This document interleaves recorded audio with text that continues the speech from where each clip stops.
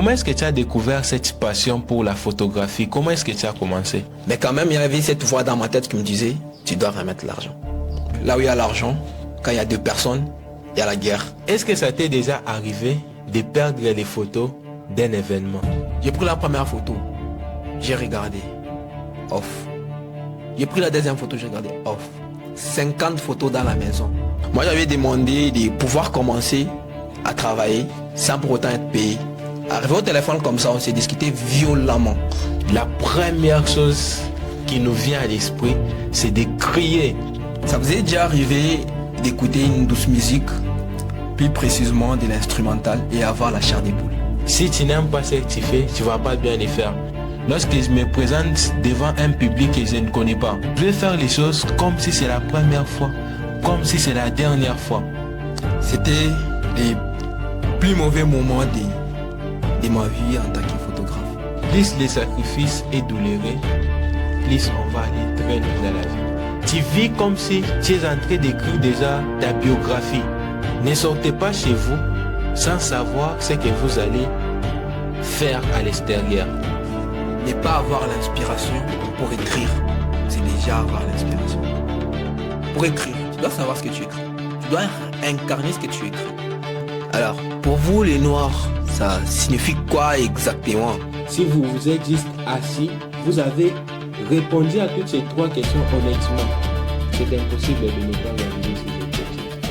Dans cette interview, j'ai l'honneur de recevoir un jeune leader qui excelle dans son domaine. Et aujourd'hui, nous allons parler de son parcours de vie. Alors, bien avant de commencer, je m'appelle Axel Bin, je suis coach et formateur en développement personnel, un créateur de contenu sur les réseaux sociaux, notamment dans la niche du développement personnel. Je fais souvent des micro-trottoirs, des interviews et j'organise aussi des conférences. Pourquoi? Parce que moi, je suis convaincu que pour avoir une meilleure vie, il faut être une meilleure personne. Et pour être une meilleure personne, il faut travailler sur son développement personnel. Et pour travailler sur son développement personnel, abonne-toi parce que sur cette chaîne, tu trouveras tous les meilleurs conseils sur le développement personnel. Là, on va devoir commencer et je vais donner la parole à notre invité du jour et il va se présenter. Merci pour la parole, Miss Arsène. Je me présente, je m'appelle Barik Kaozi Moussolo. Je suis étudiant à l'université de Likasi, Enili, précisément à Lézy. Je suis à ma dernière année et je vais devoir décrocher mon diplôme de baccalauréat et pour pouvoir aussi continuer dans la vie sociale. Alors sans plus tarder, j'essaie de présenter un tout petit peu ce que je fais. Je suis photographe à la base, je suis photographe et créateur aussi des contenus, mais la plupart du temps, moi j'immortalise les moments. Quand je parle d'immortaliser des moments, ça signifie chaque moment, ça décrit une histoire. Chaque moment, ça raconte des histoires. Et moi, je suis cet architecte qui écrit chaque histoire. Et pour en plus ajouter sur ce que je viens de dire, je suis aussi un aspiré à la poésie. Voilà. Et c'est tout ce que je fais d'une manière générale. Je suis aussi apprenti peintre et je suis aussi jardinier. Ça aussi c'est une passion. Une très bonne présentation déjà. Et aujourd'hui, j'aimerais d'abord qu'on parle de ton parcours de vie en tant que photographe et en tant que slammer, donc un poète, parce que tu viens de dire que tu aimes trop la poésie. Donc pour commencer déjà, comment est-ce que tu as découvert cette passion pour la photographie? Comment est-ce que tu as commencé? La photographie, c'est venu d'un coup. Je me souviens quand j'ai étudié au CFP, j'étais en 3e, vers 4e. Alors, c'était les temps où j'avais découvert les photos professionnelles. Les photos professionnelles, les traitements des photos. En fait, moi, ce qui me concernait le plus, c'est aller me prendre en photo et rentrer tranquillement à la maison. Alors, il s'est fait une fois, je me suis réveillé avec les amis en sortant de la faculté, l'école. Et on s'est dit, pourquoi ne pas aller prendre une photo, pourquoi ne pas aller s'inscrire aussi dans l'histoire, quoi. Alors nous sommes sortis. Il y avait moi, il y avait un ami, son nom c'est Aimant, il est toujours ici à Likasi, bien sûr. Il y avait aussi Simplice. Bientôt vous allez découvrir son histoire, l'enfant noir, oui. Alors nous sommes sortis pour aller prendre des photos. On s'est dirigé du côté Djambo. Alors là il y a un photographe qui s'appelle Williams. C'est une personne vraiment très professionnelle. Il sait bien faire son boulot. Alors nous sommes rendus là-bas, nous sommes arrivés. Et il nous a pris des cartes. Il nous a pris des cartes, oui. Mais en partant, j'ai oublié de payer l'argent. Alors, vu qu'il ne s'en rendait pas compte parce qu'il y avait beaucoup de clients, il ne s'est pas rendu compte que je n'ai pas payé. Alors, je suis rentré avec l'argent, c'était à peu près quelque chose de 5 000 francs. Déjà 5 000 francs dans la photographie, c'est un départ. C'est un départ pour la journée. Alors, je suis rentré avec cet argent-là. Dans ma tête, je me disais que j'avais déjà payé. Arrivé à la maison, j'ai touché ma poche, j'ai senti que j'avais quand même un montant là. Et j'ai sorti comme ça, je me suis rendu compte que je n'avais pas payé. Et à l'intérieur de moi, ça disait, tu as volé, tu n'as pas payé, c'est malhonnête. Je me suis dit, je dois nécessairement retourner cette somme d'argent. Parce qu'il a fait un travail et tout travail mérite un salaire. Alors je me suis dit, le lendemain, je vais aller déposer cet argent et y remettre. C'est fait qu'arriver les jours de la veille, je suis parti à l'école et on nous a pris le temps. Je n'avais pas le temps d'aller remettre cette somme d'argent. Mais quand même, il y avait cette voix dans ma tête qui me disait, tu dois remettre l'argent. Je fais carrément 2 jours sans remettre cet argent-là. Mais quand j'ai trouvé le temps, je me suis dirigé là-bas et je l'ai trouvé. Il était accueillant, un type bien sûr. Il m'a accueilli, je lui ai dit, vieux, en fait, la dernière fois quand j'étais venu ici avec mes amis, j'avais oublié de payer. Vous m'avez pris les photos, voilà, vous m'avez déjà envoyé les photos, mais je n'avais pas payé l'argent. Je viens payer maintenant cette somme d'argent. En tout cas, il était ému, il avait tellement aimé, il me souvient de la phrase qu'il m'avait dit, c'est que moi, Williams, je ne sais pas si de telles personnes existent, cette honnêteté-là. C'est quelque chose qui m'avait touché, disant qu'il y a quelqu'un qui vient d'apprécier les comportements que j'ai affichés, parce que ça revient à ma mère. Voilà. Je lui ai donné l'argent et je voulais partir, il m'a appelé. Il m'a dit, non, tu pars pas. Viens, je te prends encore une autre photo. Voilà. Il m'a pris une autre photo. Ça m'a rendu tellement heureux. Je me suis dit, alors, à vrai dire, l'honnêteté, ça paye. L'honnêteté, ça paye.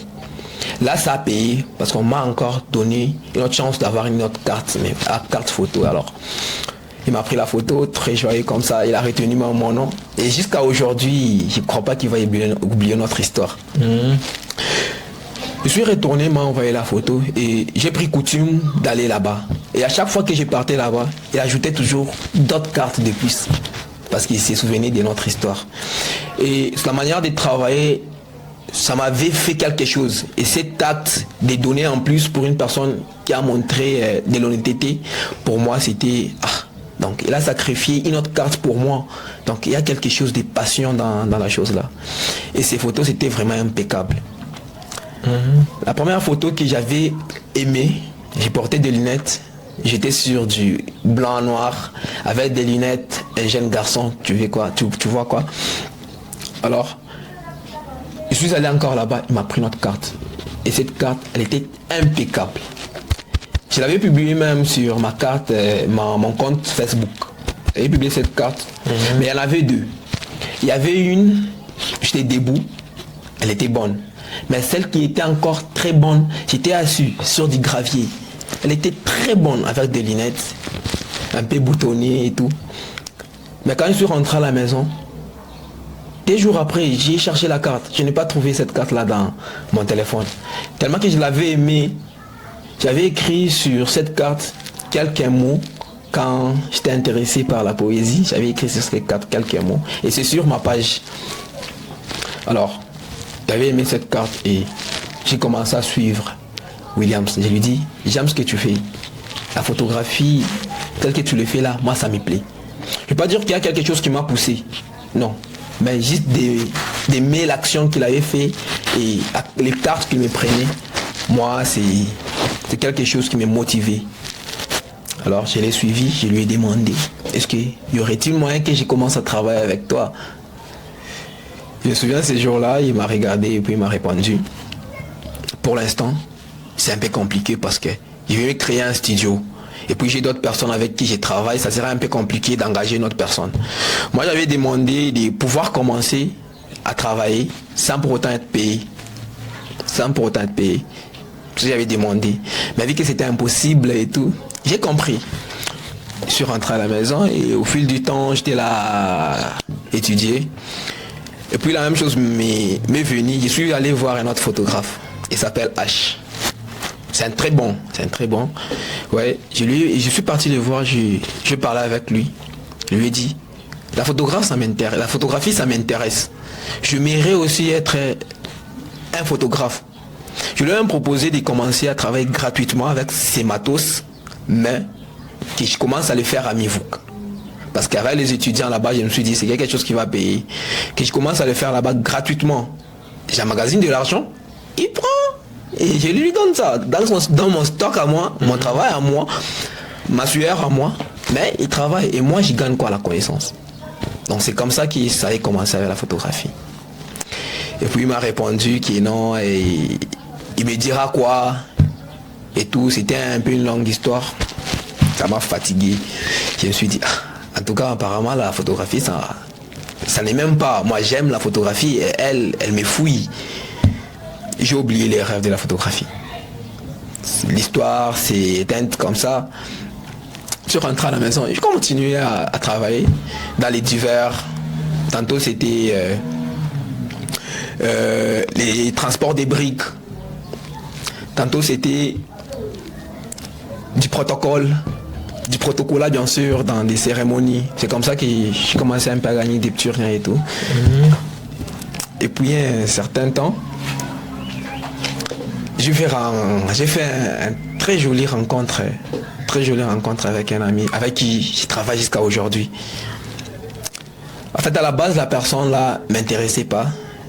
J'ai pris avec elle. Elle m'intéressait pas à la base.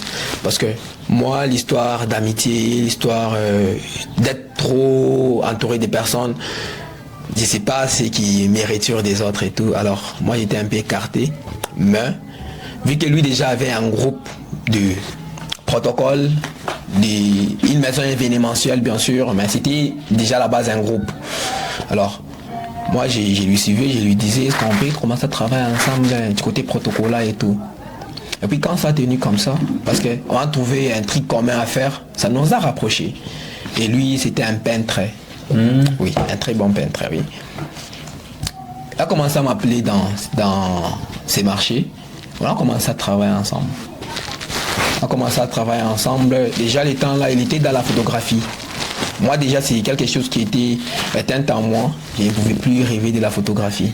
Mais comme on dit toujours, c'est la profondeur qui appelle la profondeur. Il n'y a jamais un mot qu'on peut prononcer au hasard comme ça, sans pour autant attendre un futur. Que ce soit bon ou mauvais, ça engendre toujours quelque chose. Parce que moi, je m'étais dit, j'aime la photographie, je dois faire ça, mais ça me fuyait toujours. Donc, je devrais courir derrière la photographie.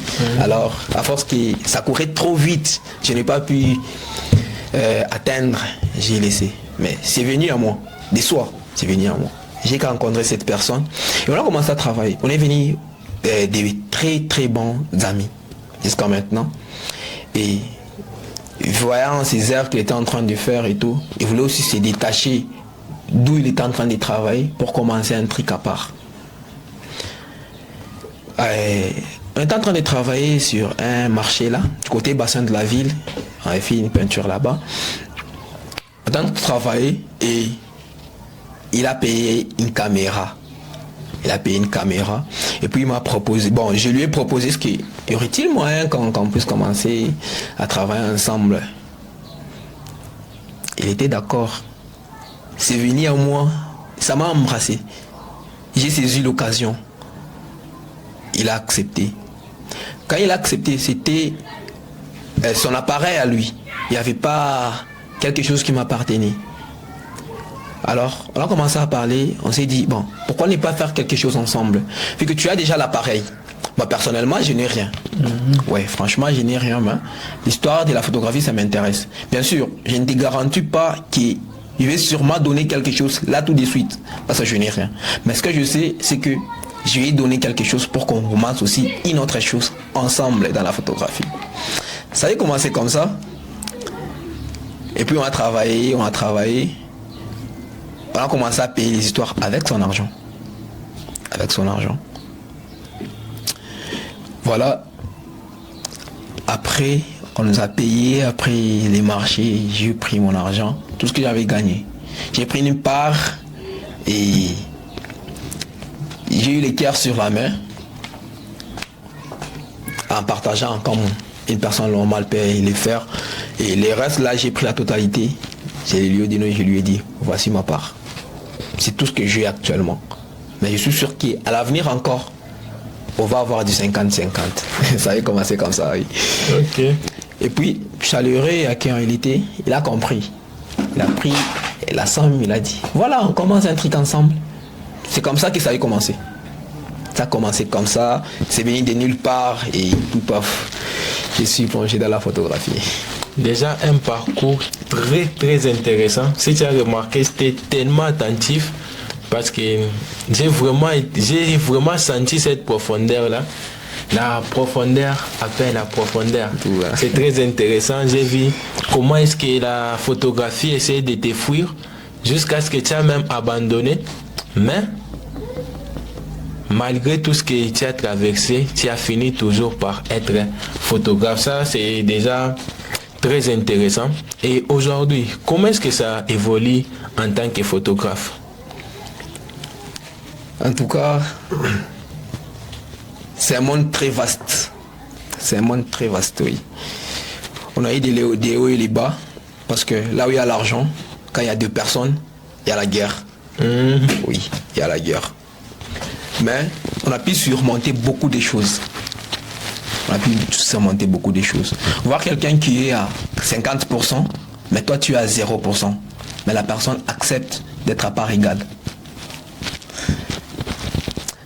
Donc, on a traversé des difficultés, mais aujourd'hui, maintenant, on est à nos 75% de la réussite.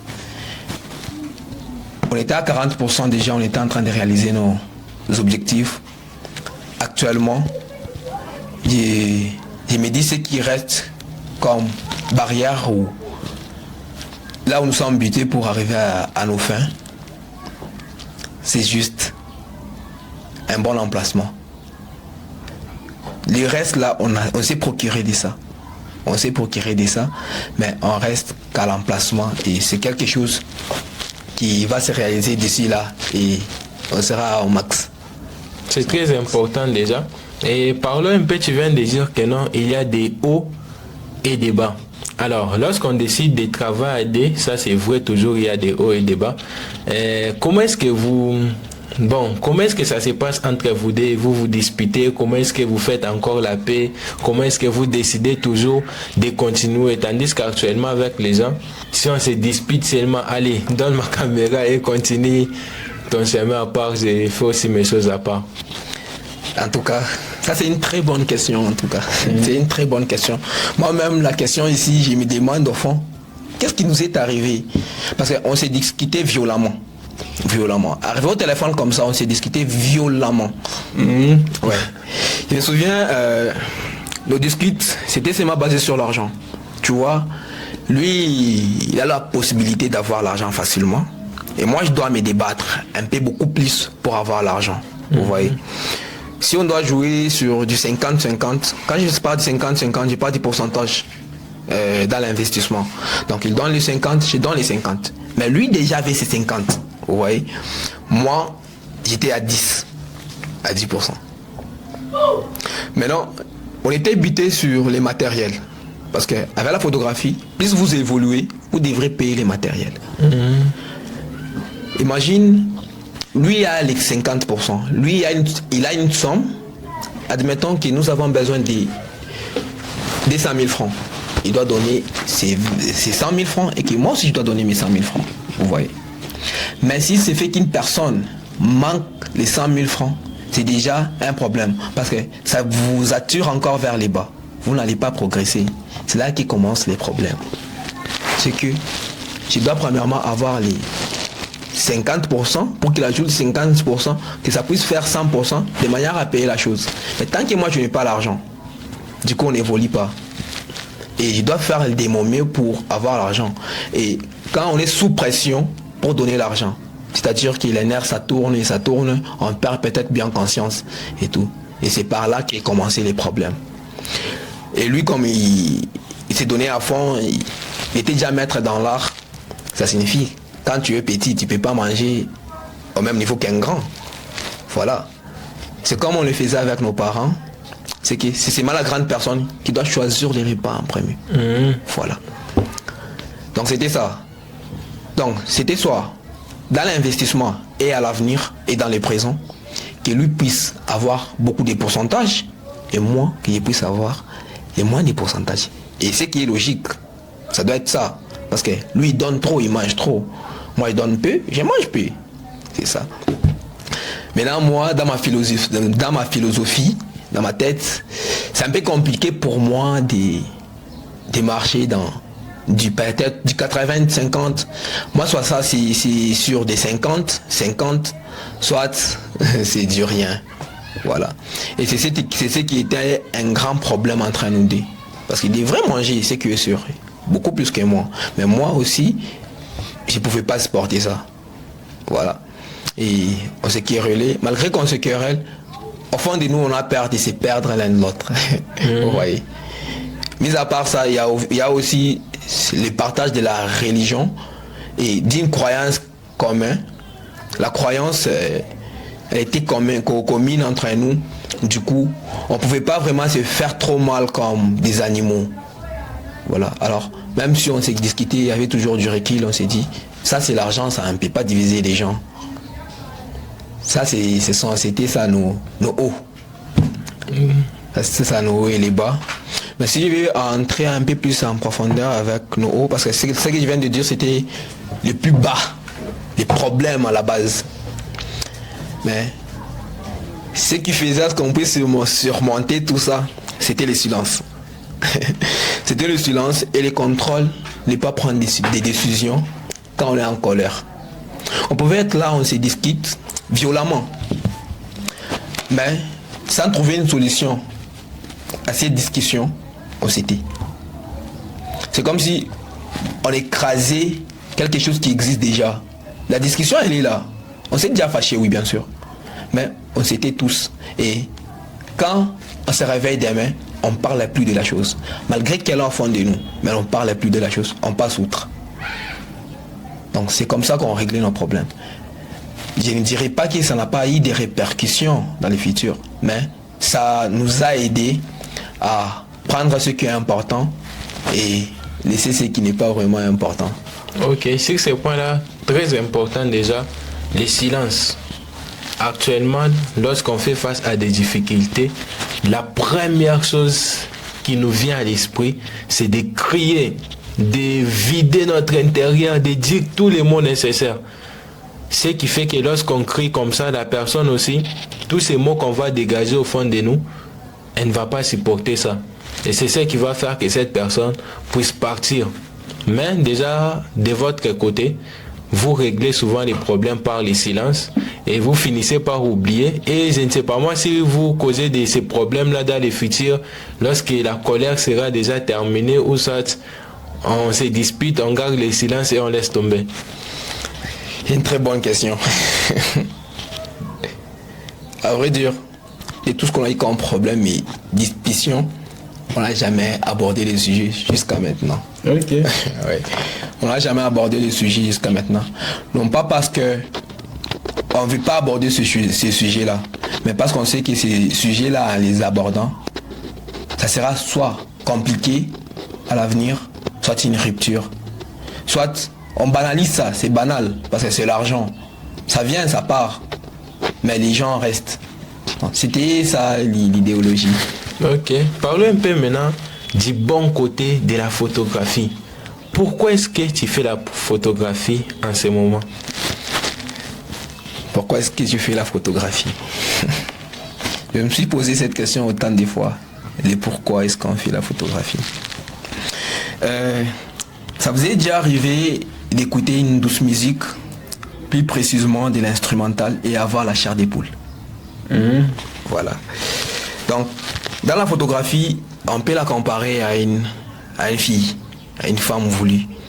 C'est-à-dire, premièrement, quand tu vas aborder une fille qui te plaît et déjà à l'intérieur, c'est un kata pour toi. Juste le fait de l'approcher comme ça, tu trembles. Même si tu es expérimenté, tu trembles. Mais, dès que tu l'approches, premièrement, ce qui va te plaire, c'est peut-être sa manière de répondre quand tu la regardes, ce que tu penses. Et peut-être quand elle te dit ses premiers mots, la manière dont tu frissonnes. Et quand tu réussis, elle dit maintenant à toi, cette fille-là, tu te sens comment? Tu te sens vivant, tu te sens trop bien. C'est ça même avec la photographie. C'est que dans la photographie, il y a des points. Il y a l'échec, il y a la réussite. Quand il y a l'échec, tu ruines ta carrière, en même temps, tu détruis un seul moment, un seul instant qui se passe dans la vie d'une personne. Parce que j'ai dit à la base qu'on écrit des histoires. Mais imagine que tu écris une histoire raturée et floue. Lisible par personne et toi-même tu n'arrives pas à lire ça. Imaginez ce que ça fait. Donc c'est ça. Donc quand je pars pour prendre des photos, la peur que je ressens à l'intérieur, je me dis, est-ce que réellement je suis en mesure de satisfaire cette personne qui je suis en train d'écrire son histoire? C'est la première question qui me vient à l'esprit. Et j'aime ça. Le fait d'avoir peur, mais de surmonter sa peur pour faire plaire à une personne. Ça me plaît vraiment. Et quand tu te retrouves au milieu des gens et que tu es en train de prendre des photos, et il y a toujours des gens qui te remarquent. Ils remarquent tes mouvements, ils remarquent tout ce que tu fais, et après ils viennent te les montrer et te dire, regarde frère, je me demande, est-ce que tu faisais exprès ou bien c'est comme ça, tu prends des photos comme ça. Et puis à la fin, tu prends une belle photo, tu envoies une personne, la personne te dit merci. La personne te dit merci. Et surtout quand ça arrive pour une cérémonie de mariage. Elle est là devant en train de danser. Tu la prends une très bonne photo, peut-être qu'elle est en train de pleurer. Vous voyez, c'est quelque chose qu'elle ne peut jamais oublier en regardant la photo. Elle ne peut jamais oublier. Même s'il est arrivé qu'elle vient d'avoir des chocs à la tête ou qu'elle perde la mémoire, la personne, mais quand elle viendra voir la même photo, le même visage, mais elle n'a pas de mémoire, elle va demander, ah, j'ai pleuré pourquoi? Mais on dit toujours que les mariages, c'est quelque chose qui donne la joie. Mais pourquoi est-ce que j'ai pleuré? Elle va vouloir savoir les pourquoi. Et ça là, c'est ce qu'on essaie d'écrire. C'est ce qui est passionnant. C'est ce qui est passionnant. C'est ce que j'aime dans la photographie. Okay. J'aime écrire des histoires. J'aime raconter des contes. J'aime être mystérieux. Parce que quand tu prends une photo, tu montres à une personne, il va te demander. Si la personne n'était pas là les jours de la cérémonie, il va te demander, qui a pris cette photo-là? Qui a pris cette photo-là? Donc tu deviens déjà spécial. Quand on pose une question à une personne pour savoir ton identité à toi, tu deviens important. Que ce soit dans les mal ou dans les bons, quand même tu deviens important parce que tu vas être dans la mémoire d'une personne. Il va vouloir savoir c'est qui le monsieur qui a bien pris les photos. C'est ce qui me donne envie de continuer dans la chose. Ok, tu as souligné beaucoup de points. Premièrement, les points que j'ai beaucoup aimé, tu as dit tu fais la photographie pour capturer les moments, ce qui est déjà très bien. Et aussi, il y a un point très capital que j'ai beaucoup aimé, c'est l'amour du travail.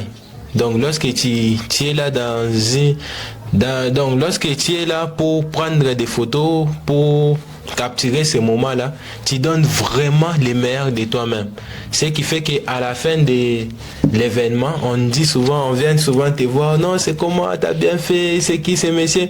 Ce qui est déjà très important pour chaque personne qui aimerait réaliser un projet. L'amour de ce qu'on fait. Si tu n'aimes pas ce que tu fais, tu ne vas pas bien les faire. Et aussi même pour les opportunités. Des fois, moi, j'appelle ça l'illusion de la première fois.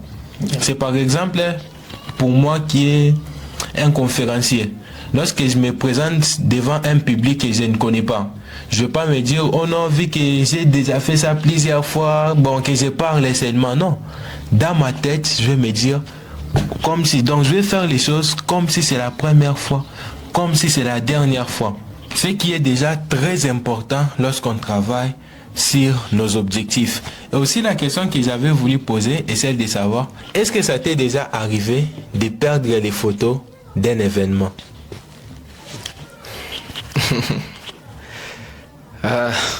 En tout cas, finalement, je vais aborder les mauvais moments, les mauvais côtés de la photographie.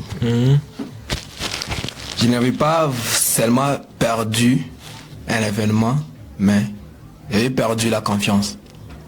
Pas celle des autres. Pas la confiance d'une personne du dehors. Pas une personne éloignée ni une personne lointaine, mais j'ai perdu la confiance et j'ai gâché un moment merveilleux pour ma sœur. C'était les plus mauvais moments de ma vie en tant que photographe. Elle m'a appelé parce que j'ai pris l'événement de sa collation. J'ai pris l'événement de sa défense. À mes tout débuts, c'était impeccable. Elle a aimé, elle a apprécié. Son fiancé était là. Il avait aussi apprécié. C'est pourquoi ils m'ont appelé aussi pour prendre les photos de la dot. Imaginez-vous, mes parents sont là, la famille est là, tout le monde est là. Et je dois prendre la remise des histoires dans la maison, quoi. Arrivé au moment de prendre les photos, c'est pas qu'il n'y avait pas de la lumière, non. La maison, elle était aérée. J'avais mes histoires, j'avais tous les matos qu'il fallait pour prendre de belles photos. Mais ces jours-là, en tout cas, les moments difficiles existent.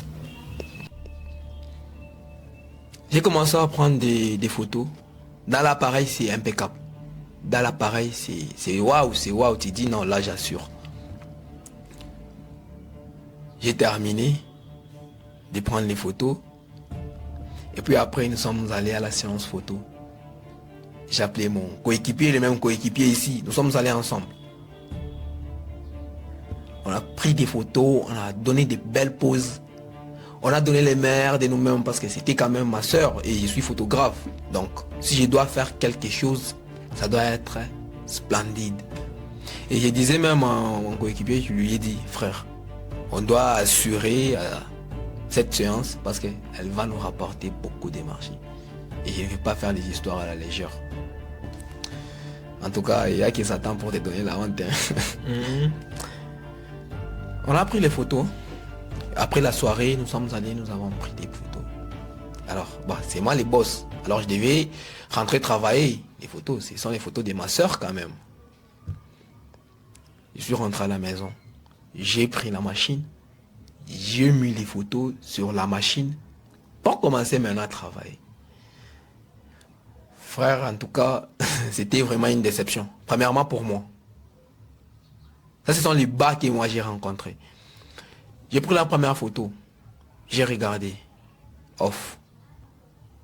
J'ai pris la deuxième photo, j'ai regardé. Off. 50 photos dans la maison. Tu vois la maman, ta maman, ma propre maman en train de récupérer les histoires de la dot. Bien sûr, ça doit être immortalisé. Vu que je suis un écrivain des histoires. Je prends toutes les photos symboliques qui ne parlaient pas. Tu regardes la photo, elle te dit qu'elle est floue. La photo, elle est floue. Elle ne se limite pas qu'à être floue. Et quand tu zoomes comme ça, c'est pas que du flou. Il y a des imperfections des couleurs. Donc, tu prends une photo qui ne peut même pas être comparée avec une photo qu'on prend avec un itel. J'ai essayé d'arranger de toutes les façons que je pouvais. C'était rien. Et les photos de la maison, lorsqu'on réceptionnait l'histoire, et les photos de la séance photo, les shootings, aucune belle photo. Toutes les photos floues. Aller même à la cérémonie, en compte si c'est 8 ou 10 photos qui étaient quand même passables. Hein. Quand j'ai dit passable, c'est de loin elle est belle, mais quand ils zooment, c'est off. Voilà. J'ai essayé de travailler et j'ai culpabilisé pendant des semaines. Et quand ma soeur elle venait me demander les photos, parce qu'elle doit publier, elle doit voir, non, elle est fiancée finalement. Et maintenant, elle me demande les photos, moi je réponds. Elle me demande les photos, je réponds. Je t'envoie. Moi je n'ai même pas l'impression. Je t'envoie les photos. Même dans ma tête, je sais que même si j'envoyais là, on va tellement critiquer. Et puis c'est pas comme si c'était gratuit. Parce que dans la photographie, la gratuité en tout cas, c'est quelque chose de pénible. Parce qu'elle restait tout le temps scotché à sa machine pour essayer de te plaire. Et quand je ne te plais pas, vous voyez un retour ce que tu vas me donner. Elle avait payé. À moi, son frère. Mais quand même, quand on dit gratuit, ça signifie pas si rien vite comme ça, non. Gratuit, ça signifie elle donne quelque chose, mais qui ne valent pas les coûts de ce que tu devrais demander. Peut-être que quelque chose coûte, par exemple, 5000 francs. Moi, je te demande 500. Je te donne ça gratuitement. Voilà. De la même façon qu'elle avait payé. Elle demande les photos. Qu'est-ce que je vais dire? Alors qu'il n'y a pas une photo qui va la plaire. J'essaie d'expliquer. Finalement, elle me met tellement la pression. Elle prend ma machine. On y a mis ma photo et en gros ça. J'ai dit, en tout cas, là, je n'ai pas le choix. J'ai pris la machine. Je lui ai dit. En tout cas. J'ai pris la machine, je lui ai dit. Abattu. Voici tes photos, je n'ai pas encore travaillé. Elle prend les photos, elle clique, elle vérifie, elle dit, c'est ça mes photos. J'ai répondu, bah, c'est ça tes photos. T'inquiète, c'est parce que je n'ai pas encore retouché ça. Si je retouche, en tout cas tu vas aimer. Bon, moi j'ai besoin des photos là tout de suite. Je dois publier. Il y a aussi des gens qui demandent les photos et tout. Tu dois m'envoyer les photos. Minimum, envoie-moi si c'est 100 photos. Ah, frère, tourne-moi dans la tête. Je vais envoyer quoi? Je vais envoyer quoi? Et puis j'essaie de retoucher les photos, j'envoie comme ça. Il y a du bleu partout, il y a du vert partout. La photo, même pas cadrée, moche. Et puis elle regarde les photos et me dit, ah, pourquoi tu as fait ça? Je ne sais pas. Ce qui était difficile à digérer, c'était son fiancé. Il me faisait tellement confiance. Tellement confiance. Et quand il regarde les photos, il me dit, ah, petit Maïn, échec. J'appelle mon ami, j'ai dit, frère, on a gaffé ici, les photos, ça ne va pas. Bamba Koukita, ça marche. Mais voilà, va la Guata, les mangous. Tu es net Kabambe, comme photo ingine. Frère, c'est impossible, lui doit aller travailler. On va faire comment? Elle était tellement déçue que je me suis dit, plus jamais. Et dès lors, quand je pars prendre des photos, je vais toujours avec ma machine, avec mon Photoshop. Quand je prends 4 ou 6 photos, normalement, je dois mettre les photos là sur la machine, je vois si c'est comment. Et au fil du temps, j'ai amélioré quand même. Mais quand même, mes bas là-bas, ça reste dans l'histoire.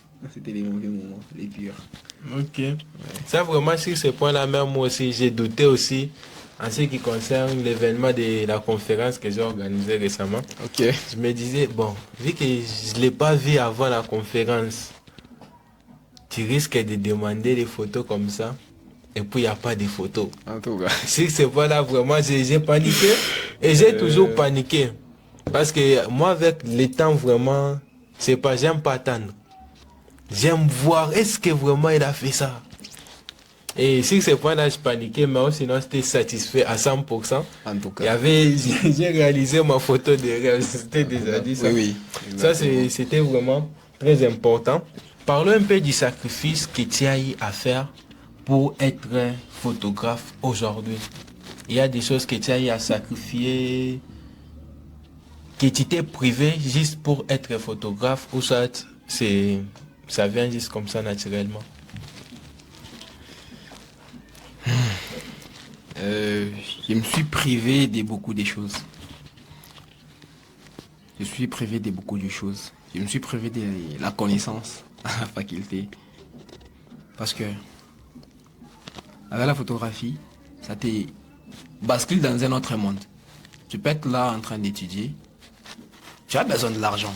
Tu dois sortir. On te dit, frère, on t'attend. Tu avais déjà un programme bien prévu avec eux avant pour prendre des photos. Et puis il y a un professeur qui vous brise que non, on doit étudier. Et tu dois étudier. En même temps, tu dois aller immortaliser les moments de quelqu'un là-bas. Non, tu dois laisser ça. Tu dois d'abord laisser ce que tu es en train de faire pour aller prendre les photos. C'est un grand sacrifice. Deuxièmement, c'est que la plus grande somme d'argent que j'ai à récolter, je n'ai jamais joué avec ça. Quand je parle de jouir, c'est ma somme, c'est mon argent. J'ai fait ce que je veux avec. Donc, étant jeune, je dois quand même me faire plaisir. Je pars, je me paie les habits. Je pars, je me paie des chaussures. J'ai fait une sortie en famille, avec des amis. C'est un moment que je dois immortaliser pour la première fois. C'est la plus grande somme d'argent. Moi, je n'ai jamais connu ça.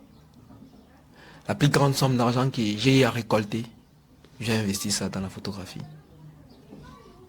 J'ai investi ça et quand j'ai investi, mes larmes coulaient. Je me disais, je viens de mettre tout ce que je pouvais avoir dans la photographie. C'était un grand sacrifice parce que la photographie, l'appareil peut tomber à tout moment. Tu perds tout. Tu perds tes réveils comme ça, ça ne marche pas. L'appareil ne donne pas. Tu perds tout. Mais moi j'ai pris tout la somme là et j'ai mis ça comme ça. Et puis on a fait une commande quelque part chez une personne qu'on ne connaissait pas, dans le vide comme ça, avec la plus grande somme d'argent que j'ai eu à récolter. Ça c'était déjà un très grand sacrifice. C'était un très grand sacrifice. Donc vous avez pris les risques. Oui, j'ai risqué ma fortune quoi. Ok, bon j'espère que tu ne regrettes pas quand même de ne pas avoir joui de ton argent. Je ne regrette pas. En tout cas, je ne regrette pas. Ok, bon. Moi, d'ailleurs, je devrais parler de ça ces jours-là, sur les sacrifices. Des fois aussi, il faut sacrifier les leaks. Oui. Il faut sacrifier les leaks parce que même aussi, comme tu me vois là, depuis que j'ai touché un peu d'argent, j'ai jamais pris le temps d'aller par exemple quelque part me poser par exemple tout seul, commander la nourriture, commander boisson, manger quelque chose, j'ai jamais fait ça. Pour le moment vraiment, j'ai investi aussi dans la création de contenu, dans les matériels, comme tu viens de dire. Lorsqu'on commence à toucher l'argent, il faut toutefois investir dans les matériels. Non, sinon je pense que c'est quelque chose qui est très important. C'est sacrifier les leaks. Ce sont des choses qui viendront. Il y a des nouveaux bâtiments qu'on est en train de construire et oui, on les fera au bon moment. Pour les moments, moi je crois que c'est le temps d'abord de travailler, c'est priver des choses parce que les sacrifices est aussi important. J'ai vu d'ailleurs lorsqu'on a abordé les points là du sacrifice, tu as respiré. Bon, c'est là moi je dirais, plus les sacrifices est douloureux, plus on va aller très loin dans la vie. Oui. Ça c'est très important. Bon, il faut sacrifier, on ne sait pas. Oui, il faut sacrifier. En même temps, il ne faut pas aussi oublier de se faire plaisir. En même temps aussi. Hein. Et pour toi, c'est quoi la meilleure façon de se faire plaisir?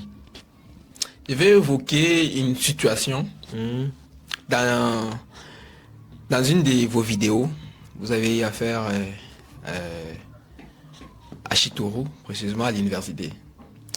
Vous avez posé une question de savoir, je pense si je ne me trompe pas, c'est quoi la vie? Un truc comme ça. Qu'est-ce que tu entends par la vie, un truc comme ça?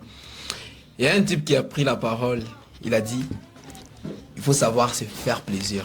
Il faut savoir se faire plaisir. Je me rappelle, j'avais posé la question, pour toi, quelle est la meilleure façon de profiter de la vie? Voilà. Il a dit, ma meilleure façon de profiter de la vie, c'est de me faire plaisir. Moi, ce que j'ai compris par se faire plaisir, parce que dans la suite de la vidéo, il a fait comprendre, c'est dire. Moi, j'y profite aussi, je me fais plaisir, hein, parce que j'ai fait un sacrifice. Et là, ça donne. Mais imagine, tu prends les photos. Tu prends des très belles cartes et des mauvaises cartes. On te dit, tu me prends 100 photos. Tu prends 30 photos bonnes et 70 photos très mauvaises que tu ne peux pas envoyer. Mais on t'a déjà payé. Et tu envoies les photos, les 30 photos, on te dit, ce n'est pas suffisant, moi je n'ai pas demandé ça. Vous imaginez d'abord la pression. Donc, si je dois me faire plaisir maintenant, après cette situation-là, avec l'argent que j'ai gagné, je dois aller faire évaporer un peu tout ça. Je dois échapper un peu du monde, m'isoler, me dire, non, j'ai travaillé quand même. Je ne peux pas manquer de prendre un verre. D'habitude, je le fais, mais je fais ça seul. J'ai terminé de travailler, j'ai dit, j'ai bossé, oui, j'ai bossé très dur. Mais je prends une petite somme, je pars dans un restaurant, je m'assois, je prends ma machine, je mets à côté, je prends mes écouteurs, j'écoute la musique, je me fais plaisir. Vous voyez, de cette façon-là, c'est la meilleure façon de se faire plaisir et ne pas aussi exagérer.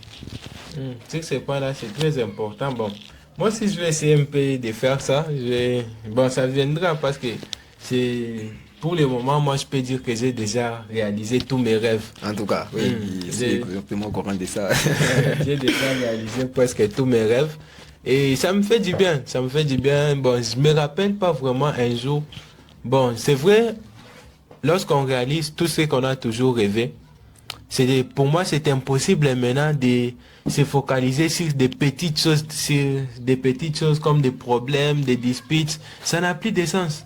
Vu que j'ai déjà tout réalisé, j'ai réussi à faire des interviews, organiser des conférences, ça m'arrive des fois, cette personne mérite vraiment que je puisse parler, que je puisse tonner.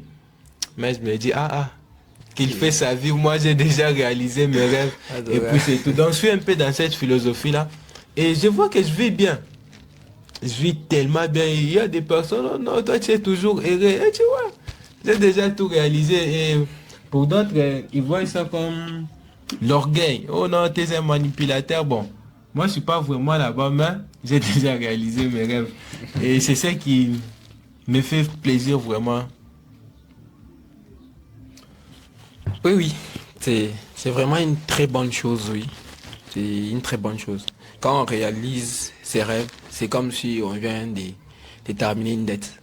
Et quand on termine une dette, on respire. Ça fait plaisir. C'est surtout même pour les dettes. Je dois voir seulement, je respire enfin, j'ai payé, c'est terminé. Oui. Ça fait plaisir. Là maintenant, on va parler un peu de ton quotidien. Comment est-ce que tu vis? Qu'est-ce que tu fais de tes journées?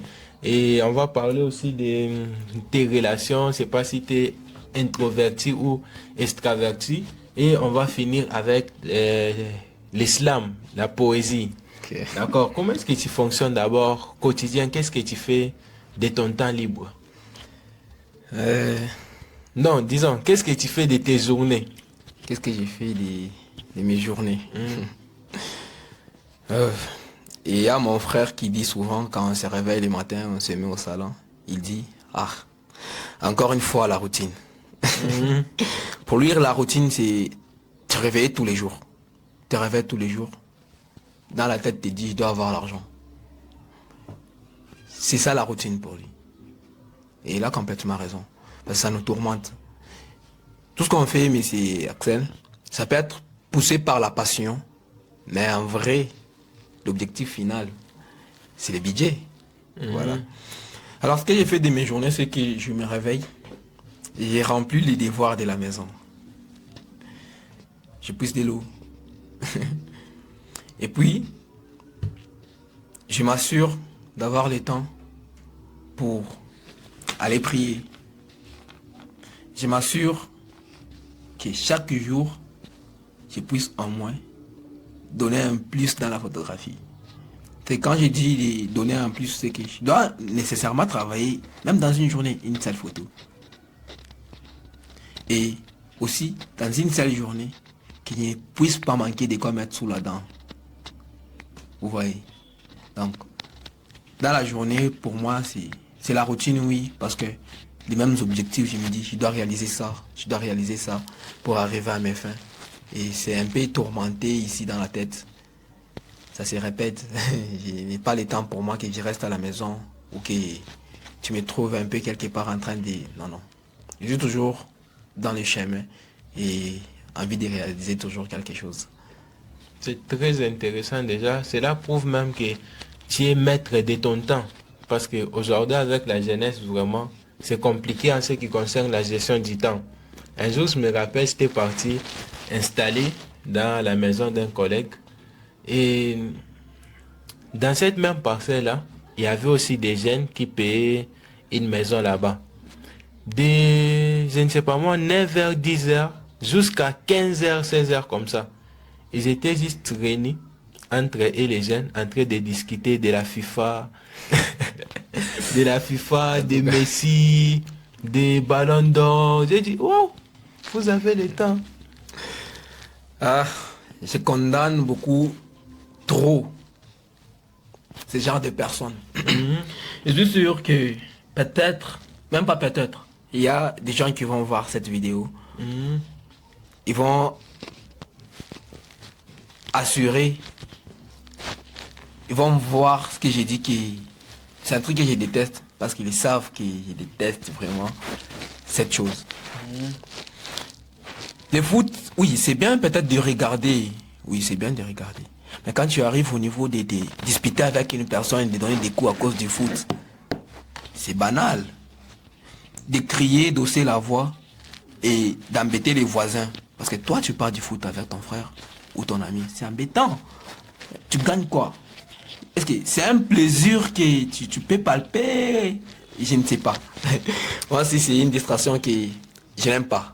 À la base. Quand on me demande pourquoi tu n'aimes pas, je réponds toujours, c'est mieux de faire du sport que de regarder ces histoires.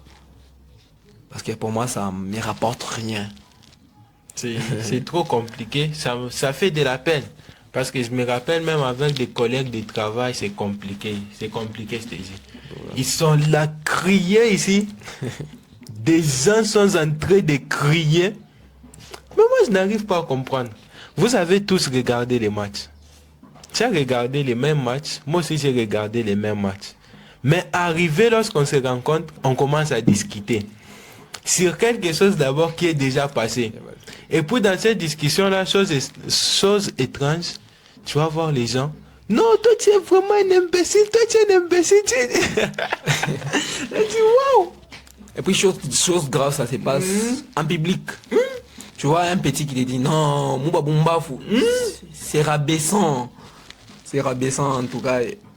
C'est un conseil. Nous jeunes, on doit vraiment faire attention. On doit vraiment se créer une belle vie. Statut moi bien. Carrure, Yakousé, non. Avec telle personne, je ne peux pas faire ça. Je ne peux pas dépasser ça.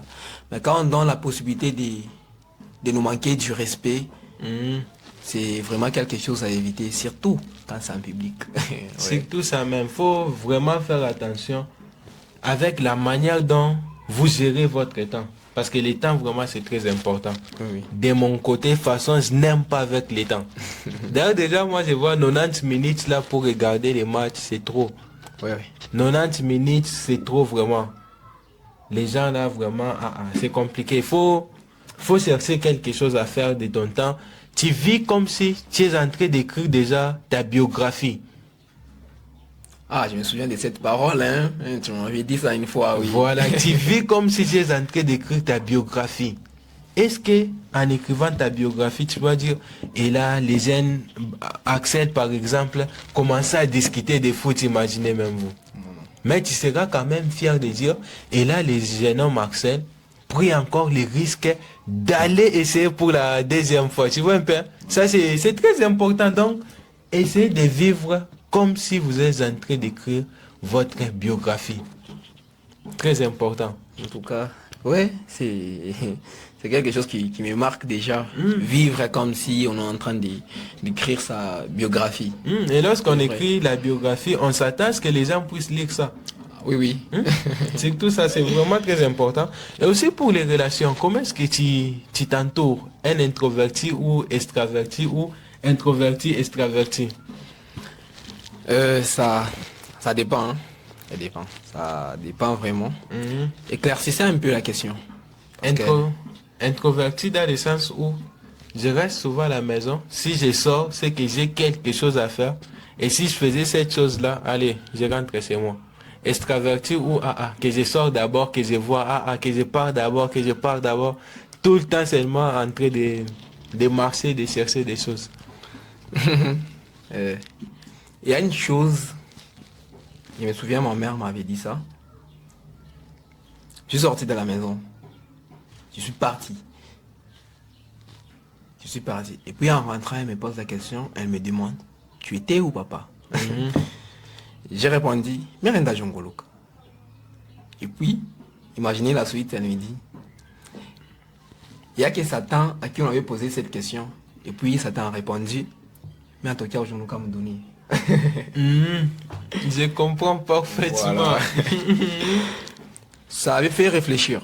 Du coup, je me suis assis, je me suis demandé, franchement, je suis parti faire quoi? Sans objectif. Et j'ai arrêté de partir sans objectif. Quand je sors de chez moi, dans les 18 heures, c'est que je pars prendre de l'heure. Et quand je prends de l'heure, ça signifie que je suis seul, quelque part, entouré des arbres. J'y réfléchis même pas, je suis dans les vides, je regarde les gens passer. Pour moi, ça me calme. Soit je suis à la maison, je ne sors pas. Et si je sors, ça doit être toujours important. Ça peut être un rendez-vous, déjà que c'est important. Ça peut être aller quelque part à la faculté, c'est important. Travailler, c'est important. Mais quand je dois sortir de la maison pour aller voir des amis, on fait la fête, ça devient quelque chose de ridicule. Là, je reste. Je sors à la maison que quand c'est important et quand je dois réfléchir ou prendre de l'heure. Sur ce point-là, déjà, ce que moi j'aime trop avec nous, c'est que depuis qu'on discute, on a toujours quelques points en commun. Déjà, de mon côté, il y a une philosophie, une phrase, une citation que j'ai appris depuis longtemps. Cette phrase disait que ne sortez pas chez vous sans savoir ce que vous allez faire à l'extérieur. Et ne rentrez pas chez vous sans pour autant être sûr que la chose que vous étiez allé faire à l'extérieur s'est réalisée. En tout cas. Donc, avant de sortir même de ma maison, je sais que ici, je pars au travail. Ici, je pars réaliser des vidéos. Ici, je pars prendre telle chose chez telle personne.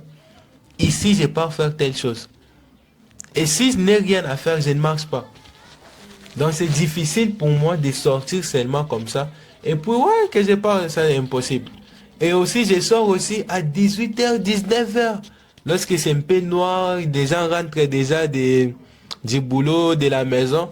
Et là, je marche aussi, je regarde les gens, je prends aussi de l'air, je vois les motards, des voitures. Et c'est à ce moment-là que je croise souvent des personnes de qualité. C'est comme une phrase là. Il y a... Bon, les poètes vont comprendre.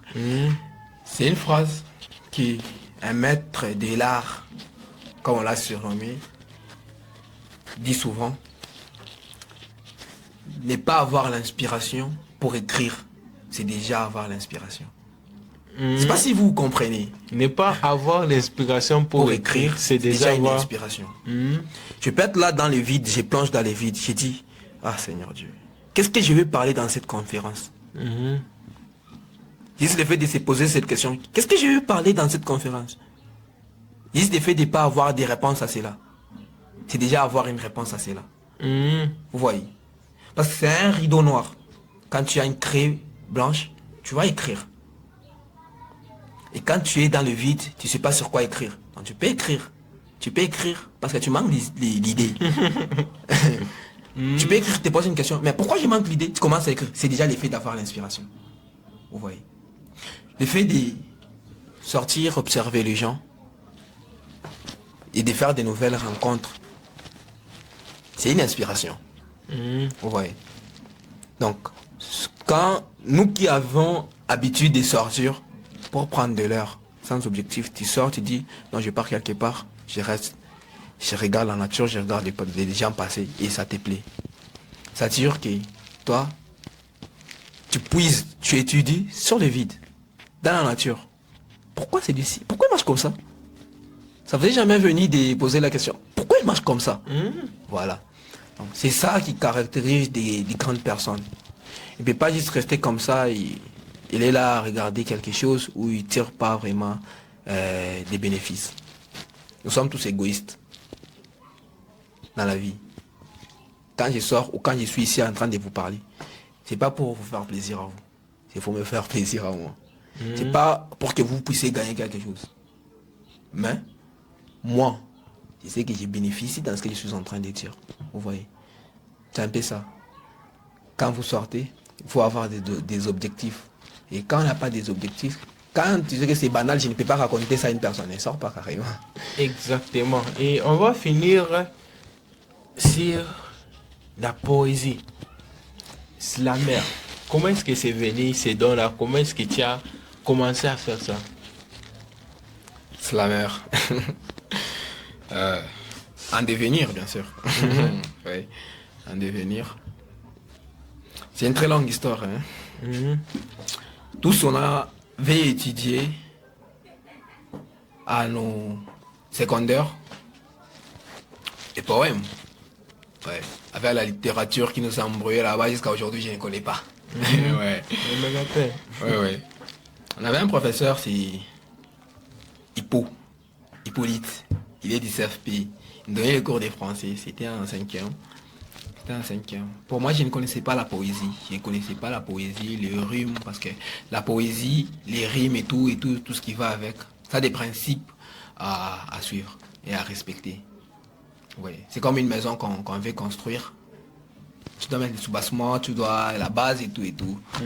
Voilà. On a commencé à étudier l'histoire des poèmes. Et j'ai aimé ça d'un coup. Il dit, c'est joli, hein, parce que quand c'est poétique, ça te plonge dans des envies et tout. Moi aussi, j'ai commencé à écrire. Pas seulement écrire, j'ai triché en fait. J'ai faisais la méthode des CAC. Je pense que je n'aurais pas dit ça. CAC, couper, améliorer, coller. Voilà. Je faisais Premièrement, j'avais commencé avec du CCC. Donc, ça signifie couper, copier, coller. Voilà. Donc, je prends textuellement ce qu'il a dit ici. J'écris ça. Je passe sur Internet, je prends encore. J'écris ça. Je constitue mon texte. Et pour moi, je pars à l'école, je m'invente. Frère, j'ai écrit. Voilà. Et puis après ça, je me suis rendu compte que c'était pas vraiment professionnel. Parce que quand c'est du passion, il n'y a pas de la triche. Quand tu triches, tu es infidèle à toi-même. Voilà. J'ai commencé à faire du CAC. Je coupe, j'adapte et je colle. Et puis à un certain moment, j'ai arrêté tout ça. Parce que je commençais à rédiger mes textes moi-même. Malgré que c'était pas vraiment professionnel, je ne respectais pas vraiment tout ce qu'il y a respecté dans la poésie. Et puis on commençait à écrire avec un ami, SK Simplice, l'enfant noir. Aujourd'hui, un slammer, Cagnoc. Voilà. On a commencé à rédiger avec lui. Il avait commencé avec du théâtre, comédie et tout. Et puis il a laissé ça et il s'est plongé dans la poésie. On a commencé à écrire. Moi, j'étais un peu trop basé sur de l'amour. Quand je parle de l'amour, je parle dans son sens positif et négatif. Et lui, il écrivait sur les pays, sur notre pays, la souffrance surtout. Comment est-ce que nous sommes traités et tout. C'est comme ça qu'on avait commencé avec lui. On a écrit des textes ensemble, on a publié, on a formé des pages et tout. Et puis, arrivé en 6e, on a terminé. On a terminé les études secondaires. Alors, on est obligé de se disperser. Lui, il est parti à Lumbashi. Moi, je suis resté à Likasi. Avec la même passion qui brillait en moi. J'écrivais. Parce que ça me plaisait d'écrire, de dire à une personne qui regarde ce que j'ai écrit. Tu lis comme ça ta poésie, il dit, frère, c'est fort. Et puis dans ma tête, je me disais, si je suis poème, et si je suis un poète, sûrement, Les mots pour les filles, ça ne va pas me manquer. Hein. J'aurai à gogo, les filles, ça va aimer en tout cas. Et c'était sûr, sur Facebook, tu es là en train d'écrire des poèmes. Et les gens apprécient, tu dragues une fille, quelques mots doux et tout. Ça te plaît. Sensation que ça produit, ça te plaît. Et puis ça te donne envie de continuer. On a terminé la 6e. Comme cette lumière qui s'était éteinte avec la photographie. C'est de la même façon, c'est la même chose qui m'était arrivé dans la poésie. On va terminer la 6e, puisque ici à l'ICASI, il n'y a pas de formation pour la poésie. Il n'y a pas de collectif pour la poésie. Alors, quand je suis resté ici, je devrais m'améliorer, mais avec une formation, avoir quand même quelque part où je peux aller me rassembler avec les autres, essayer d'acquérir encore plus de connaissances. Mais il n'y en avait pas ici. Mais contrairement à mon ami, il est parti à Lubumbashi. Il a continué des formations. Il est devenu encore bon. Moi ici et tout, il y a la lumière, il y a Jimika. C'est comme ça que j'ai laissé. Il y a quand même mes textes qui parcourent partout. Mais, je ne sais pas par quel miracle que j'ai parlé ici du Seigneur de l'art. Le Seigneur de l'art. Je ne sais pas par quel miracle c'est revenu. C'est revenu à moi. Parce qu'avec mon ami qui était parti là-bas, je lui disais, tu ne peux pas venir ici comme ça, quand on commence à travailler et tout. Il me dit, ah, frère, je ne peux pas parce que je suis en train d'étudier. Il y a à peu près un mois, je pense. On a appris une bonne nouvelle qu'il y a un formateur dans la poésie, dans l'islam, qui est censé venir ici à l'ICASI. Et j'avais appris ça chez une personne à qui je ne pensais même pas qu'elle allait me donner cette bonne nouvelle. C'était juste un ami et tout. Il m'a dit, ah, frère, apparemment, on a formé poète, la mère ici à l'ICASI. J'ai dit, ah ouais, sérieux? Ok, je vais d'abord voir comment ça se passe. C'est tranquille, je vais te signaler. Et puis il m'a appelé, comme ça. Malgré cette lumière, il n'y avait rien à l'intérieur de moi qui m'animait pour continuer. Et puis, les formateurs est venu.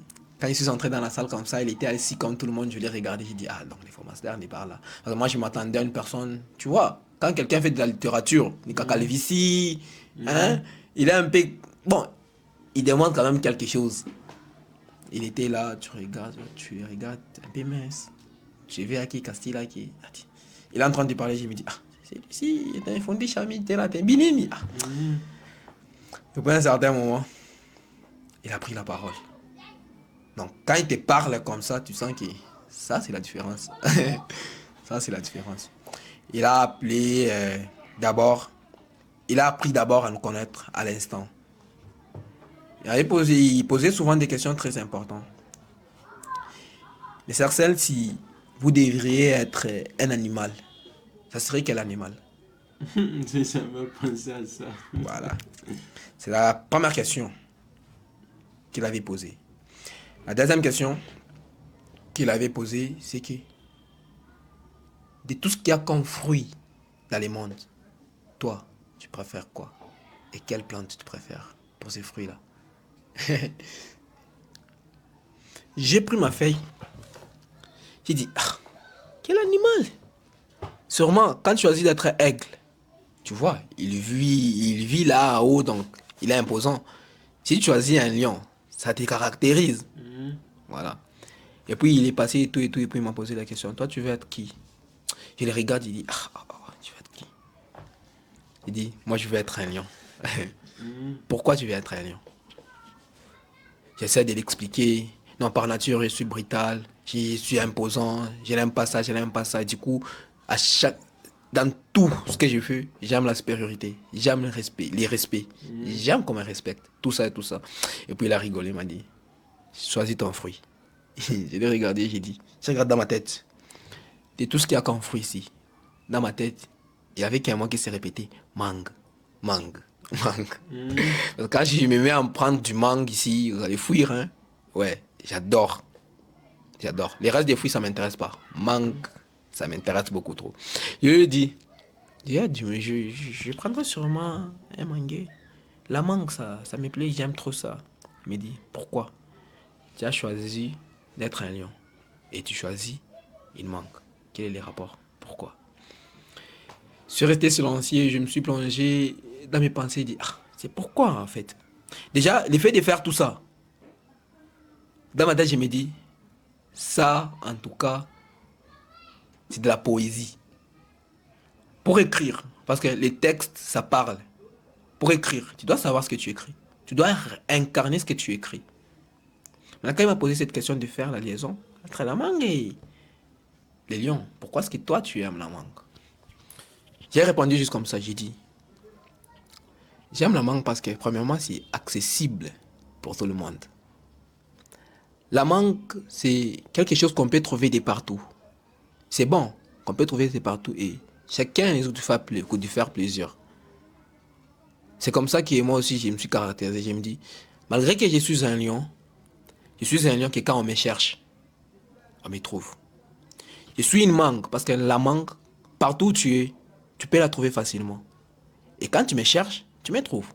Donc quand tu as un problème avec moi, tu vas me chercher. Dans les mains, tu me trouves.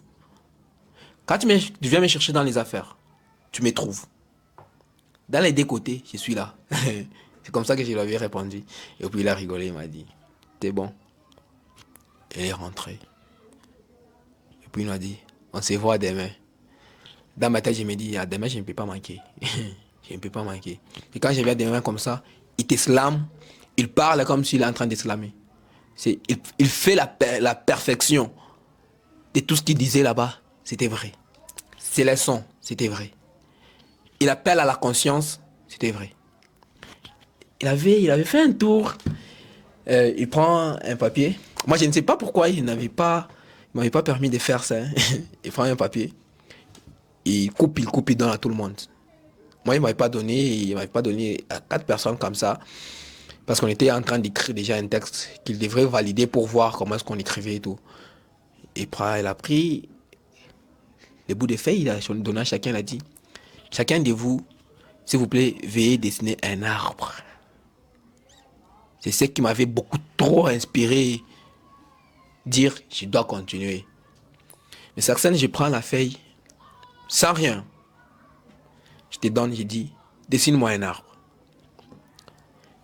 De toutes les personnes, Bamba, ils se sont mis à dessiner des arbres. Et puis après, il dit, donnez-moi des arbres, donnez-moi toutes ces feuilles-là. Sans pour autant regarder, non, qui a donné ça. Il a fait ça, et il a pris les feuilles-là, à les mélanger. Pour ne pas dire, oh, il a reconnu, c'est celui qui a donné, à les mélanger. Et puis, il prend la première feuille, regarde l'arbre, la manière dont on a dessiné un arbre. Quand je vous ai dit, chaque chose parle. Quand on marche comme ça, on marche pas dans les vides. Juste le fait de sortir comme ça, regarder les gens. Ça, c'est déjà toi. Parce qu'une personne d'autre ne peut pas faire ça. Toi, tu observes, tu apprends et tu mets en pratique. Il a pris la feuille, il a regardé l'arbre, la manière dont la personne a dessiné cet arbre. Il commence à décrire la personne. Il décrit, il te dit, cette personne est un peu troublée. Cette personne n'est pas vraiment tranquille, il a du mal à faire confiance. Et c'est une personne très colérique. Mais au fond d'elle, elle espère vraiment qu'étant ici, elle va apprendre beaucoup de choses et elle est accessible pour tout le monde. Elle fait ça, elle tourne comme ça.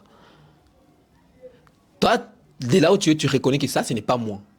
Même si tu ne vois pas. Ça, ce n'est pas moi. Et puis, il ne te montre pas d'abord la feuille. Il part juste comme ça. Et puis, il dit, c'est qui? Et puis, la personne lève la main et dit, c'est moi. Il prend la feuille, il montre comme ça, c'est la personne. Vous voyez?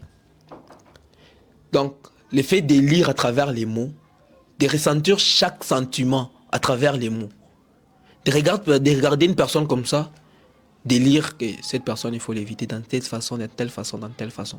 Les écrits, l'apparence, tout, ça te parle. C'est ça la poésie.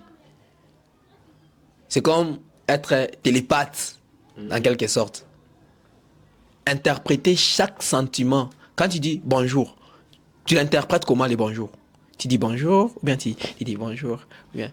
Tout ça, ça a une signification dans la poésie. Et cet effet de savoir, ça signifie quoi? C'est ce qui a allumé encore cette flamme pour pouvoir continuer. Et aussi, de ne pas les décevoir parce qu'il a fait un long parcours sans pour autant nous connaître pour venir rallumer encore cette flamme à nous. quelque chose à respecter. Très important déjà, très important. Et pour finir cette interview, ça se fait souvent en 3 étapes.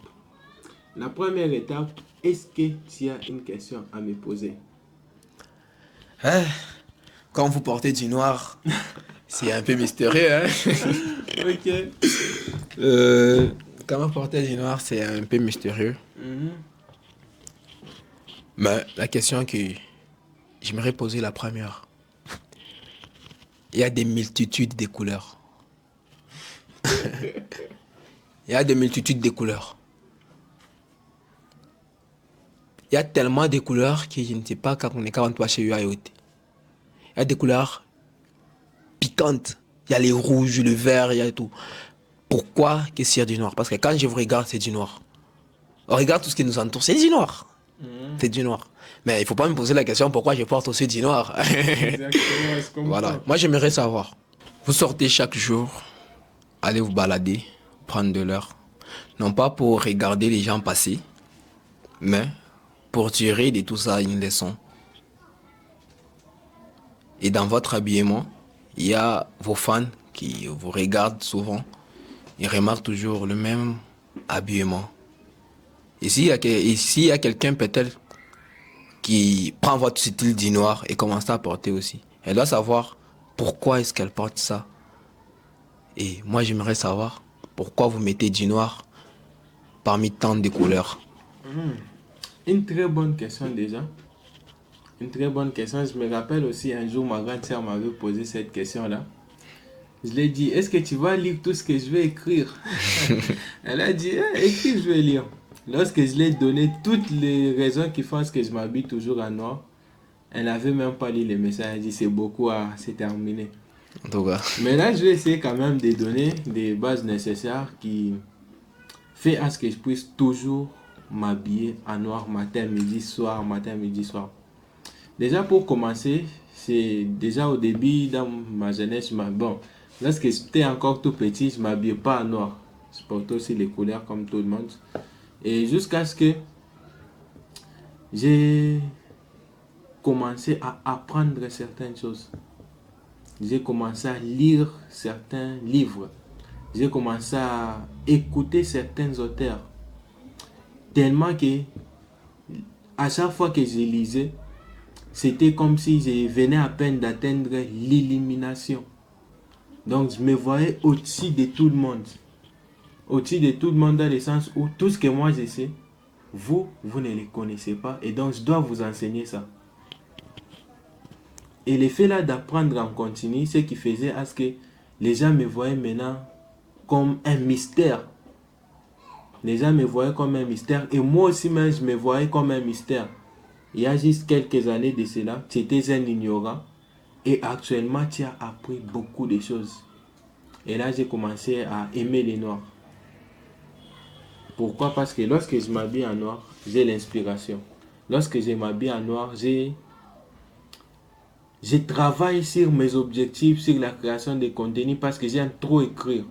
Donc si je m'habille en noir, pour moi, j'associe l'effet là de s'habiller en noir à l'inspiration. Donc si je suis en noir, je peux écrire des choses sans pour autant regarder l'air.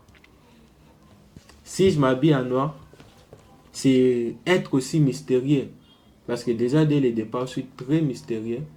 Très mystérieux, très narcissique. Bon, je vais le dire au vrai sens. Je suis un très grand manipulateur, pour le dire au vrai sens du mot. Il y a des idées qui sont là en permanence. Donc, pour bien réfléchir, il faut écrire ça. Et vu que j'écris trop, je m'habille toujours en noir. Et il y a beaucoup de raisons côté mystère, les pouvoirs surtout. J'aime trop les pouvoirs. J'aime imposer le respect aussi.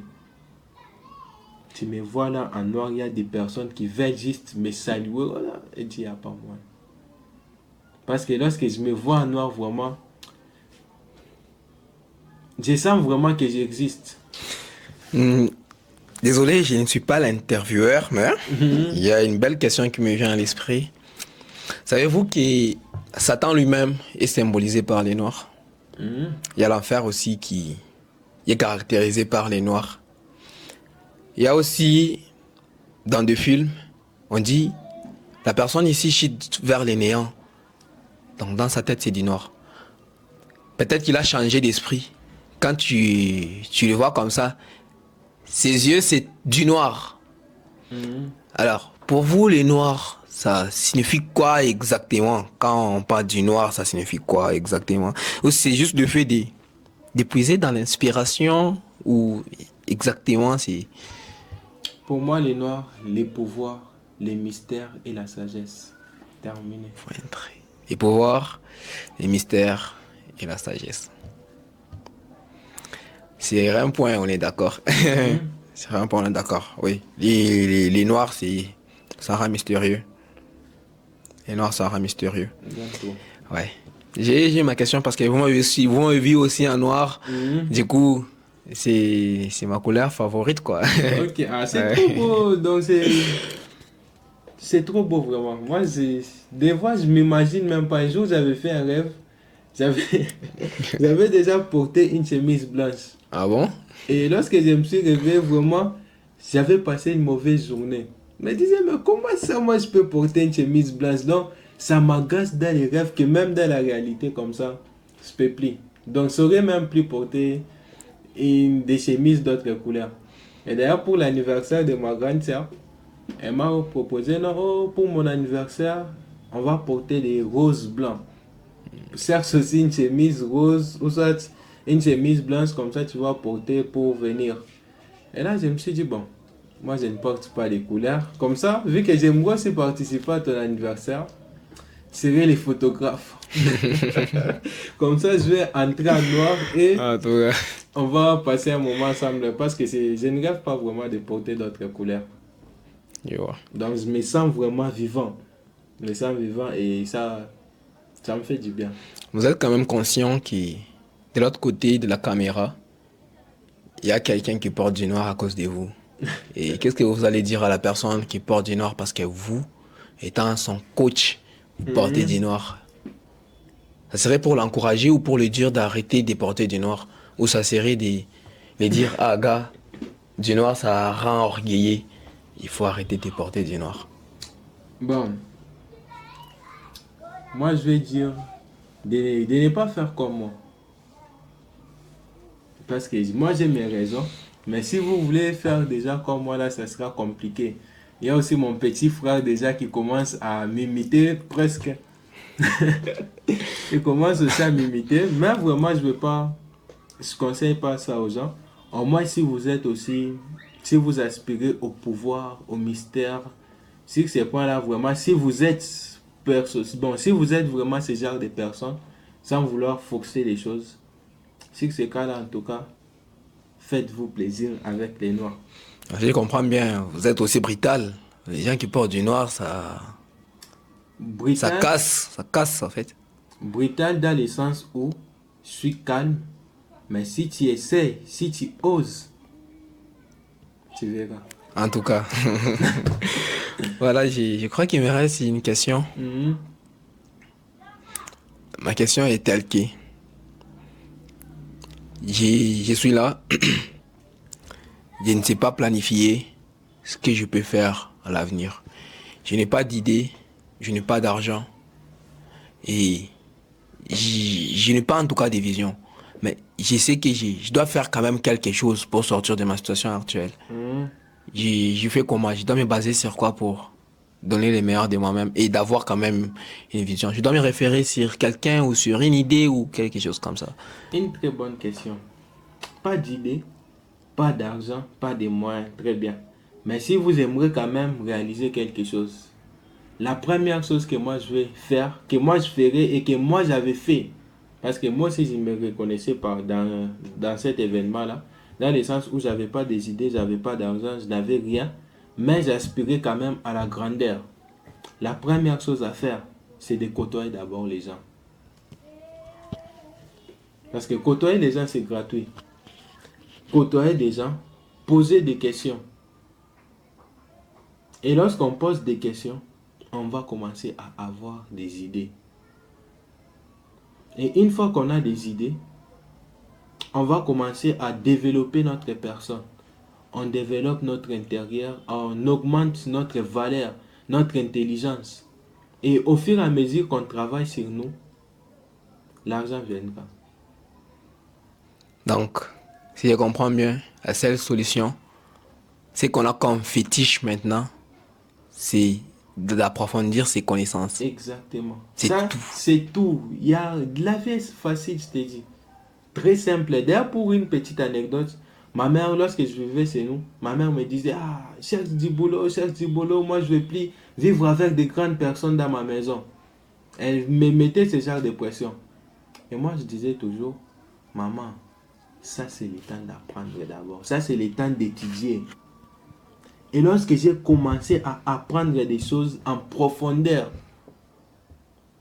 lorsque je me suis rassuré maintenant d'être une bonne personne, j'ai mis en pratique tout ce que j'ai lisé. C'est à ce moment-là que les bonnes opportunités ont commencé à se manifester dans ma vie. Moi, je ne vais pas conseiller aux gens d'abord d'aller chercher l'argent. Moi, je ne vais pas conseiller aux gens de chercher d'abord le matériel. Ce que moi, je vais conseiller aux gens, c'est d'abord de chercher la connaissance. Parce que ce que tu sais augmente ta valeur. Ce que tu sais là, c'est ce qui te fera même connaître. Imagine qu'on te donne juste l'argent. Millionnaire, milliardaire. Ça va faire quoi si tu n'es pas intelligent?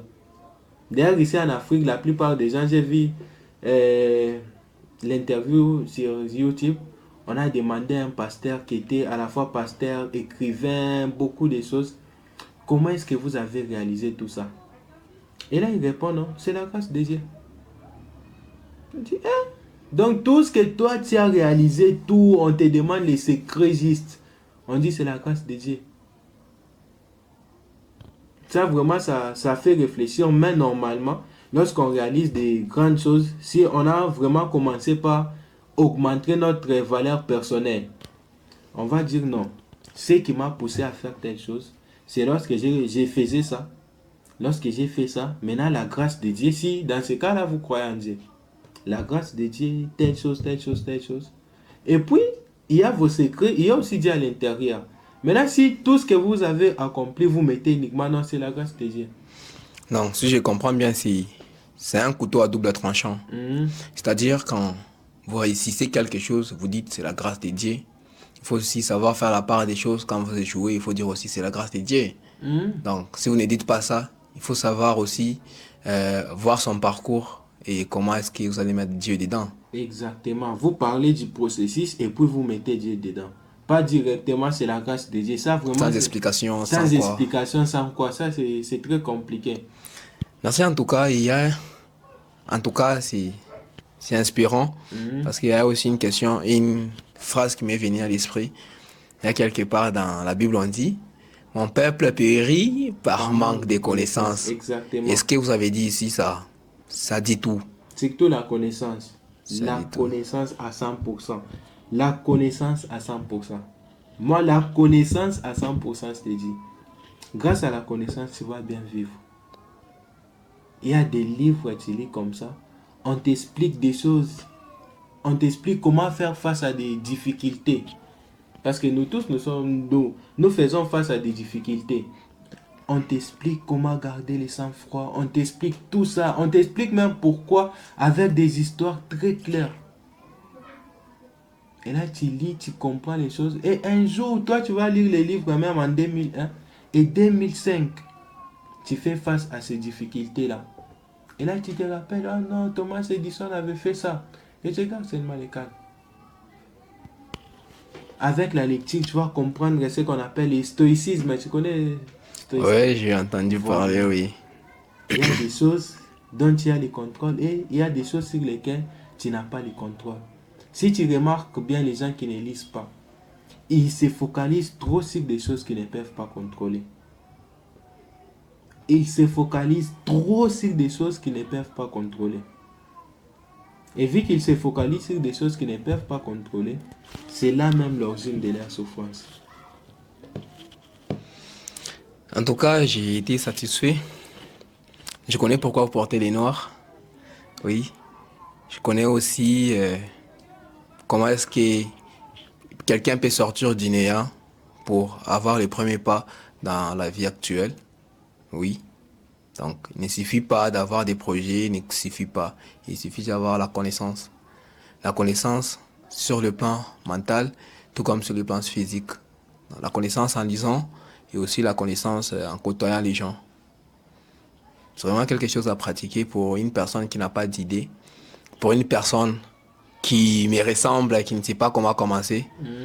Et j'ai dit avec une petite question dans la conférence, j'avais entendu parler et ça me tourmente. Ça disait sur sa vision, tu as une vision, tu as des objectifs. Pour ne pas les oublier, pour ne pas les oublier ou faillir à ses objectifs. Quand je parle de faillir, je parle de négliger. Pour ne pas négliger à atteindre ces objectifs-là. Comment est-ce que nous allons faire? Comment est-ce que je peux faire pour pouvoir continuer dans mes objectifs-là et ne pas laisser tomber? Par exemple, pour une personne qui a déjà des objectifs, pour que cette personne ne puisse pas abandonner. Oui. Très bien. Pour que la personne ne puisse pas abandonner d'abord ses objectifs, la première chose, c'est qui est vraiment très important, la personne doit savoir pourquoi est-ce qu'elle aimerait réaliser ses objectifs. La personne doit avoir une très grande motivation. Elle doit savoir aussi qu'est-ce qui me motive, qu'est-ce qui motive cette personne à vouloir réaliser ses objectifs. Et en troisième position, elle doit savoir aussi quelles seront les conséquences de ne pas réaliser ces objectifs-là. Si nous avons réuni tous ces points, ces 3 points-ci, c'est ce qui fera à ce que la décision de réaliser notre objectif puisse être fort. Les pourquoi, la motivation et les conséquences. Si on a réuni ces 3 choses-là, c'est à ce moment-là qu'on va toujours vouloir avancer. Il y aura des jours où nous n'aurons même pas envie de nous lever. Vous allez penser à votre pourquoi. Il y aura des jours où vous n'aurez pas envie de travailler. Vous allez penser à la motivation. Il y aura des jours où vous allez vouloir abandonner. Vous allez penser aux conséquences de ne pas réaliser vos objectifs. Et juste ces 3 choses-là, si vous vous êtes juste assis, vous avez répondu à toutes ces 3 questions honnêtement. C'est impossible de ne pas réaliser ces objectifs. En tout cas, merci beaucoup. Je crois que la réponse me satisfait vraiment. Ok. Merci en tout cas. Et la deuxième question maintenant pour terminer l'interview, c'était de donner un meilleur conseil sur la vie en complétant la phrase « dans la vie ». Alors, dans la vie, il faut respecter ses principes. Respecter ses principes, ça signifie ne pas aller à l'encontre de sa parole. C'est respecter soi-même, respecter les autres et atteindre ses objectifs. Réaliser les pourquoi, les conséquences et l'objectif elle-même. Dans la vie, respecte tes paroles, respecte tes objectifs et rassure-toi que personne ne te manque du respect. Pas par la brutalité, mais parce que tu démontres quand les gens te regardent, qu'est-ce qu'ils voient et qu'est-ce qu'ils se disent de toi. C'est juste ça pour moi. Dans la vie, c'est m'assumer moi-même, faire ce qui me plaît, mais en étant juste. Exactement, ça c'est vraiment très important, surtout pour les respects. Surtout pour les respects. Donc, le mieux à faire, ce n'est pas de vouloir imposer aux gens, mais c'est de s'imposer d'abord à nous-mêmes notre comportement, de façon à ce que si nous nous comportons d'une bonne manière, les gens vont aussi nous respecter. Oui. Ça, c'est très important. Et pour terminer, tu vas me parler maintenant de ta vision à toi dans 10 ans. Où est-ce que tu te vois dans 10 ans? Qu'est-ce que tu aimerais faire? Qu'est-ce que tu aimerais avoir? Qu'est-ce que tu aimerais accomplir? Oh, la fameuse question. Il y a aussi mon frère Manassé qui m'avait posé cette question. Qu'est-ce que je veux faire? Qu'est-ce que je vais devenir? Est-ce que vous avez déjà eu l'impression que la nourriture vous appelle, mais vous ne savez pas où la trouver? Donc c'est cette envie de vouloir manger et de te dire que si je vis là, je vais manger, mais tu ne sais pas où tu vas manger. Donc c'est ce que je suis en fait. Aujourd'hui, je travaille dur pour être une meilleure personne, mais je ne sais pas quelle meilleure personne je vais être exactement. Parce que je sais ce que je veux être une meilleure personne. Donc en 10 ans, je ne serai pas peut-être comme je suis ici. Peut-être qu'il y aura une voiture garée devant ou une belle vie qui m'attend de l'autre côté. Mais dans 10 ans, il y aura quand même plus de 9 chiffres sur le 1. Dans 10 ans, j'aurai déjà réalisé beaucoup de mes rêves, comme celui de prendre mes frères sous ma responsabilité. Dans 10 ans, je serai peut-être la première personne à l'ICASI qui va se plonger beaucoup plus dans la photographie. Et dans 10 ans, je serai peut-être celui qui sera le responsable des mining. Mais ce qui est sûr, dans 10 ans, on parlera de notre Barik qui est celui qui est ici. Je sais que j'aurai ce que je veux et je travaille dur pour l'avoir, que je ne sais pas dire ce que je serai dans 10 ans parce que aujourd'hui je suis comme ça. Mais si tu passes après 2 heures, je serai une personne améliorée, une version meilleure de moi-même. C'est ça que je serai dans 10 ans. Très important déjà. En tout cas, c'est la fin de cette interview. J'espère que vous avez beaucoup aimé, même si personnellement j'ai beaucoup aimé cette interview. Et on n'a même pas vu le temps passer. En tout cas, j'ai beaucoup aimé cette interview. Et n'hésitez pas, si vous êtes arrivé jusqu'à la fin de cette interview, dites-nous en commentaire ce que vous en pensez. N'hésitez pas à poser des questions supplémentaires et nous serons là pour vous répondre. Alors, sans plus tarder, c'était Axel Bin. Ce que vous voulez que les hommes fassent pour vous, faites-le demain pour eux. Pourquoi? Parce que ça, c'est la règle d'or. en tout cas, Merci.